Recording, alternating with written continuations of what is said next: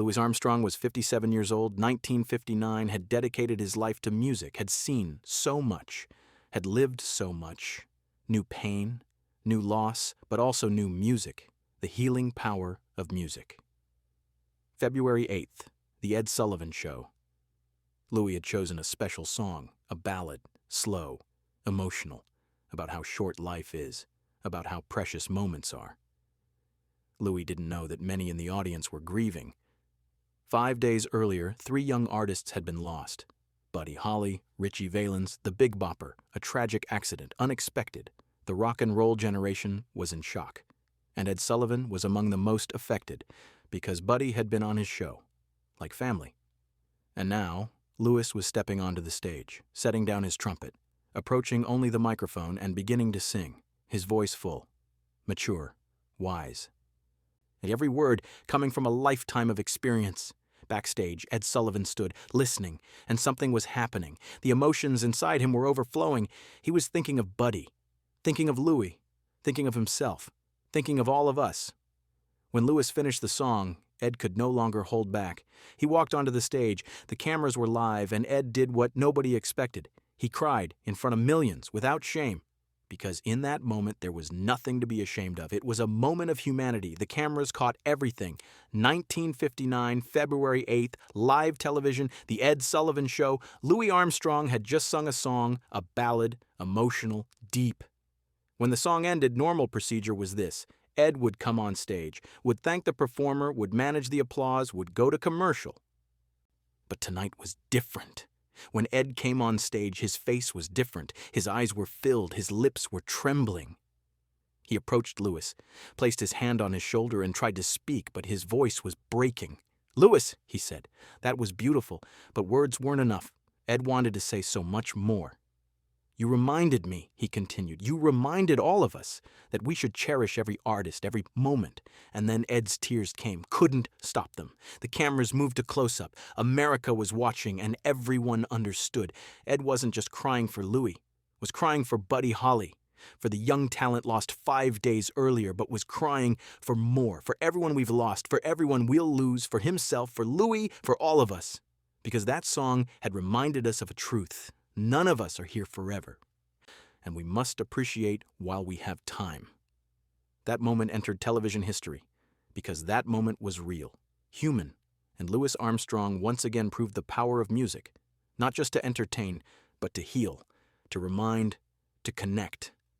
But why did this one song affect Ed Sullivan so deeply? What had happened 5 days earlier that made this performance so devastating?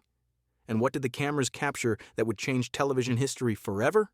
Before we explore this profound story of grief, music's power, and cherishing every moment, please subscribe to our channel and hit that notification bell.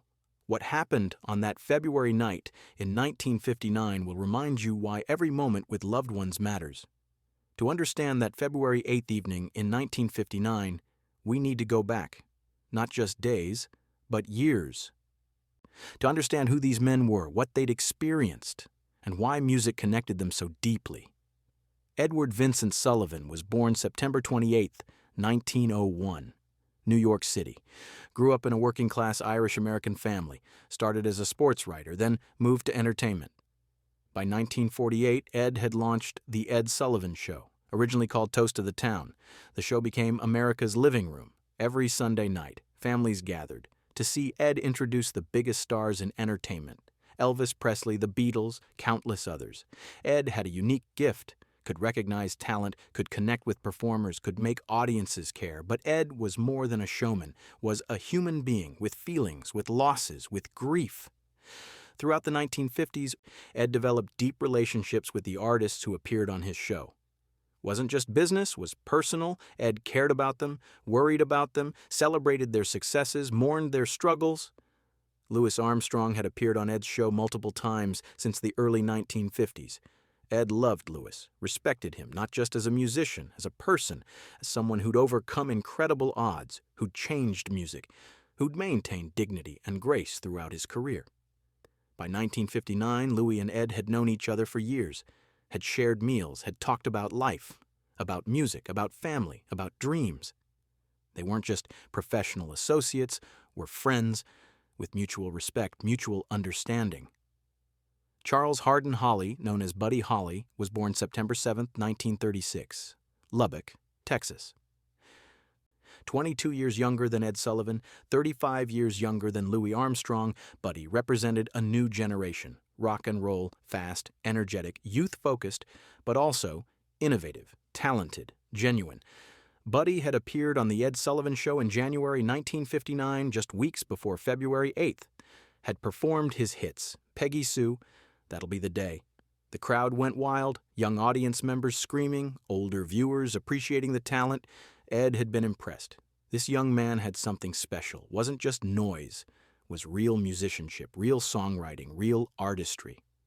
After the show, Ed had talked with Buddy backstage, asked about his plans, his dreams. Buddy was excited, had a tour coming up, the Winter Dance Party Tour, through the Midwest, cold weather, small venues. But Buddy was happy, was doing what he loved.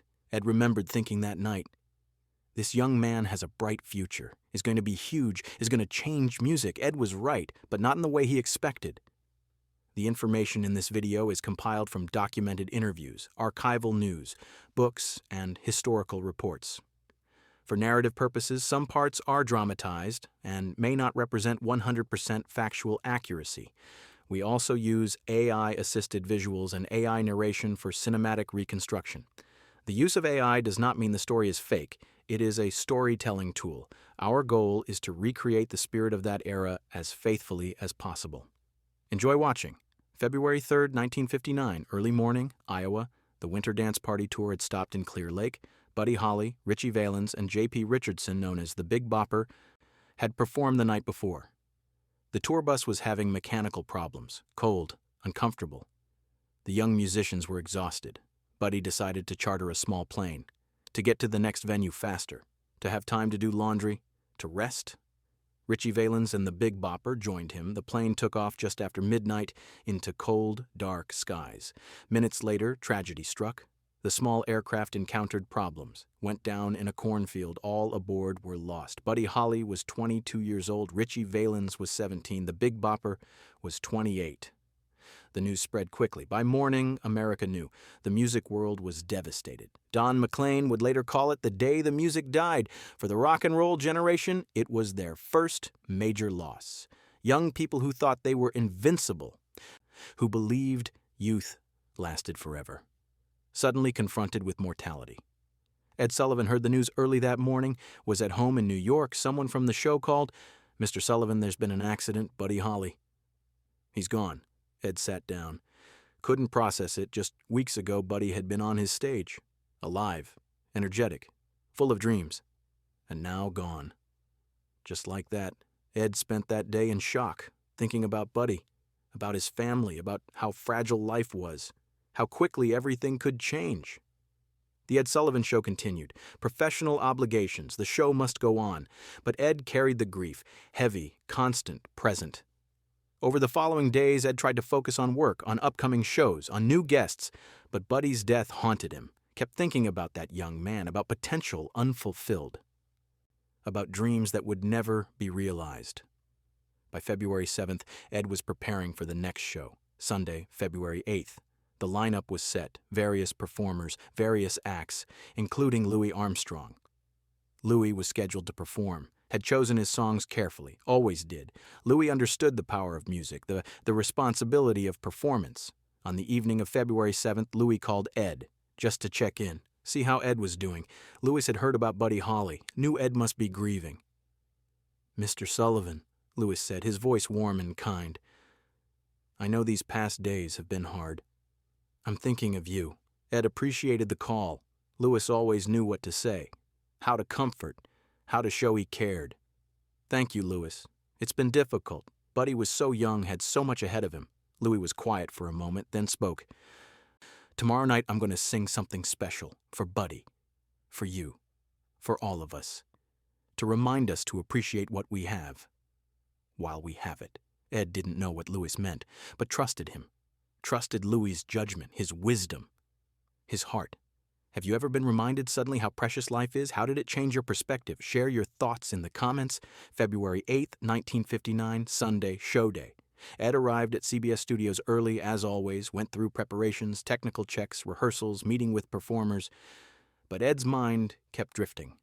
To Buddy, to that young face, that bright smile, that boundless energy.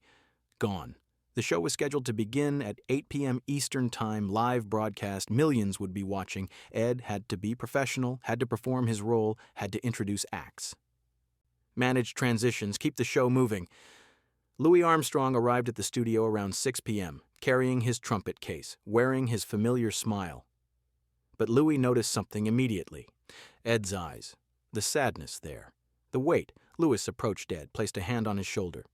"Tonight's going to be special," Louis said quietly. "I promise." Ed nodded, trusted Louis completely. The show began at 8 p.m. Ed did his opening, welcomed the audience, introduced the first acts. Everything was professional, smooth, normal, but underneath Ed was struggling, trying to maintain composure, trying not to think about Buddy, about loss, about mortality. The show progressed. Various performers, comedy sketches, musical numbers, audience applauding, laughing, enjoying. At around 9:15, it was Louis' turn. Ed introduced him. And now, ladies and gentlemen, a true legend of American music, Mr. Louis Armstrong.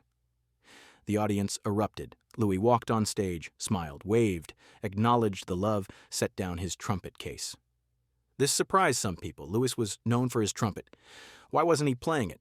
Louis approached the microphone, spoke to the audience. His voice was warm, friendly, intimate. "Tonight," Louis said, "I want to sing something different, something that's been on my heart, for all of us who've experienced loss, for all of us who understand how precious time is." Louis nodded to the band. They began to play. Soft, gentle, a slow ballad, and Louis began to sing.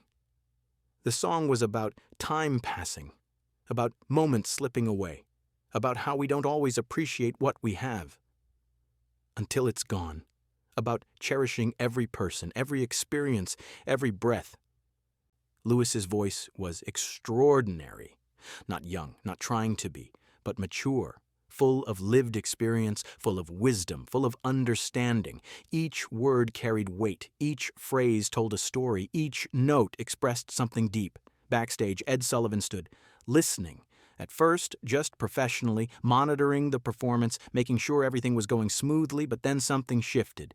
The words began to penetrate, to sink in, to touch something Ed had been trying to suppress. Ed's mind went to Buddy Holly, to that young man's face, to his last appearance on this very stage, to dreams unfulfilled, to potential unrealized, to life cut short. And suddenly Ed felt it. The grief he'd been holding back, the sadness he'd been trying to manage, the loss he'd been trying to accept. His eyes filled with tears. Louis continued singing. The song building, not louder, but deeper, more profound, more touching. Ed tried to compose himself, reminded himself he was at work. This was a live show, had to be professional, but the tears kept coming. Couldn't stop them. The song was speaking to something fundamental, about human existence, about love and loss, about time and eternity, about cherishing what we have while we have it. The crew members backstage noticed, saw Ed Sullivan, the stoic professional, the controlled host, crying. Some looked away, giving him privacy. Others watched, understanding, sharing the emotion. Louis finished the song, the final note hanging in the air. Beautiful, pure, true. The audience was silent for a moment, absorbing, processing, then applause. But different from usual applause, not excited screaming, but respectful, moved, grateful. Ed knew what he had to do, had to go on stage, had to thank Louis, had to manage the transition.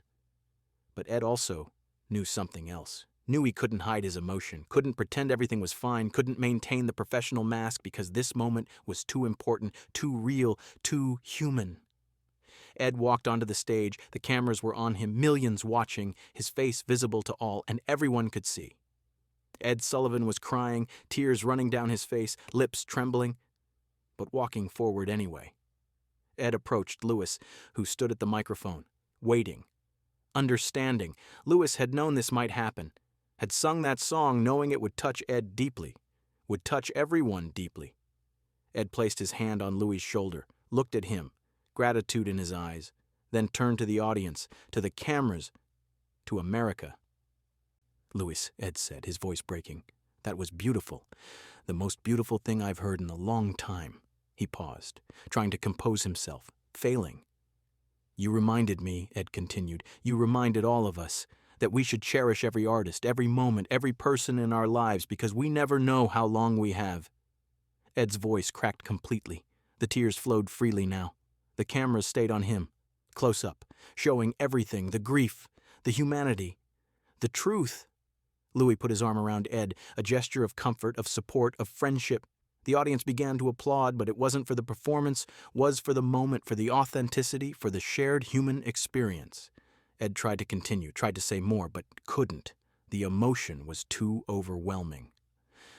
Louis spoke instead, into the microphone, his voice gentle. "Wise. Thank you, Mr. Sullivan. Thank you all. Life is precious. Music reminds us. Love reminds us. And we must remember every single day." The cameras cut to commercial. Ed and Louis stood together on stage, Ed still crying, Louis still supporting him, the audience still applauding. That moment, those few minutes, changed television history because Ed Sullivan, one of the most powerful men in entertainment, had shown vulnerability, had shown grief, had shown humanity on live television in front of millions, without apology, without embarrassment, just real emotion. After the commercial break, Ed had composed himself enough to continue the show, introduced the next acts, maintained professionalism. But something had shifted. The audience could feel it. The crew could feel it. America could feel it. This wasn't just another episode. It was something deeper, something important, something real. Please subscribe if this story is touching your heart. The most powerful part is still coming. The show ended at 10 p.m., as scheduled. Ed said his usual closing remarks, thanked the audience, invited them back next week. But everyone knew this night was different. After the cameras stopped, Ed immediately went to find Louis, found him in his dressing room, packing his trumpet, preparing to leave. "Louis," Ed said, standing in the doorway. "Thank you. For that song, for that moment, for understanding what I needed, what we all needed." Louis looked up, smiled that famous Louis Armstrong smile. "Mr. Sullivan, we all need reminding sometimes that life is short, that love is precious, that time doesn't wait. I've lost people too, lost friends, lost mentors, lost heroes. Music helps. Helps us remember, helps us heal, helps us go on." Ed nodded, felt understood, felt seen, felt less alone in his grief. Over the following days, the response to that episode was extraordinary. Letters poured in. Hundreds, then thousands, from viewers across America. "Thank you for showing emotion. Thank you for being real. Thank you for reminding us what matters." Many letters mentioned Buddy Holly, mentioned their own losses, mentioned how Louis's song and Ed's tears had helped them process their grief. One letter came from Buddy Holly's mother, wrote to thank Ed, to thank Louis, to say that seeing Ed cry had helped her feel less alone, had helped her know that Buddy had touched many lives, that his loss was felt beyond just family. Ed kept that letter, treasured it, read it many times over the years. The entertainment industry also responded, other television hosts, other performers thanking Ed for showing vulnerability, for breaking the facade of constant professionalism, for demonstrating that entertainment figures were human too. Louis Armstrong continued his career, continued performing, continued bringing joy and wisdom through music. But that February 8th performance remained special. Louis knew it had touched something deep, had created a moment of collective healing. In the months and years that followed, Ed Sullivan occasionally referenced that night. Not often, not exploitatively, but sometimes, when interviewing artists about loss, about memory, about appreciation, Ed would mention Louis's performance, the reminder it provided, the healing it offered. By the mid-1960s, Ed Sullivan Show was at its peak. Introducing the Beatles, the Rolling Stones, countless other acts. But Ed never forgot the lesson of February 8th, 1959. Cherish every artist, every moment, every person. In 1968, Louis Armstrong had a health scare, heart problems, had to reduce his performing schedule. Ed called him, checked on him, reminded Louis of his impact, of his importance. "Louis, you changed my life that night in '59. Changed how I see my work, see the artists I work with, see everything." Louis laughed, that wonderful Louis Armstrong laugh. "Mr. Sullivan, I just sang a song. You felt it. That's what music does. Connects us, reminds us, heals us." In July 1971, Louis Armstrong passed away, 70 years old, after a lifetime of revolutionary music, of breaking barriers, of spreading joy. Ed Sullivan was devastated, had lost a friend, a mentor, a source of wisdom. At Louis' funeral, Ed spoke, gave a tribute, mentioned many things, Louis's music, his impact, his legacy. But Ed focused most on February 8th, 1959, on that night when Louis sang a ballad, when Ed cried, when America witnessed something real. "Louis taught me," Ed said, his voice thick with emotion, "that music isn't just entertainment, is truth, is healing, is connection. That night in '59, I was grieving Buddy Holly, a young man gone too soon. Louis sang about cherishing every moment, and I broke down, couldn't hold it in. Louis stood beside me, supported me, showed me it was okay to feel, okay to grieve, okay to be human. Now Louis is gone too, another immeasurable loss, but his lesson remains. Cherish every artist, every moment, every person, because time doesn't wait, and we only have now." Ed Sullivan himself passed away in October 1974, 3 years after Louis, 63 years old, having changed television, having introduced countless artists to millions, having created moments that defined American culture. In Ed Sullivan's personal effects found after his passing was a small box. Inside was the letter from Buddy Holly's mother, a photograph of Louis Armstrong from that February night, and a handwritten note. In Ed's own writing, February 8, 1959, "The night Louis reminded me what matters. Cherish every artist, every moment, every person, never forget." Today, more than 60 years later, that episode is remembered, not for any spectacular performance, not for any celebrity appearance, but for a moment of genuine human emotion.